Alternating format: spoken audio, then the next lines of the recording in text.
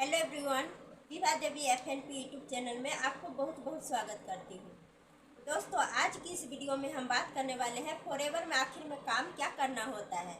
तो फॉरएवर एक international network marketing company है। दोस्तों, फॉरएवर कंपनी में आपको दो काम करना होता है।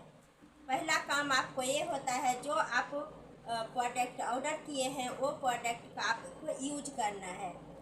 वो प्रोडक्ट आपको यूज करके उसको बाद जो आपको बेनिफिट मिला है प्रोडक्ट को, वो प्रोडक्ट आप लोगों को बता सकते हैं, ताकि उनको बिना दवाई को अपने हेल्थ को ठीक रख सकते हैं। दूसरा काम आपको ये होता है, जो आपको अगर ये बिजनेस अच्छा लगा है, अगर आपको ये काम अच्छा लगा है, तो यही बिजनेस आपको लोगों को शेयर करना है, लोगों को बताना है। और जैसे लोग आपको ये प्रोडक्ट ज्वाइन करते हैं, ये बिजनेस ज्वाइन करते हैं आपको थ्रू, वो कमीशन आपको कंपनी देते हैं।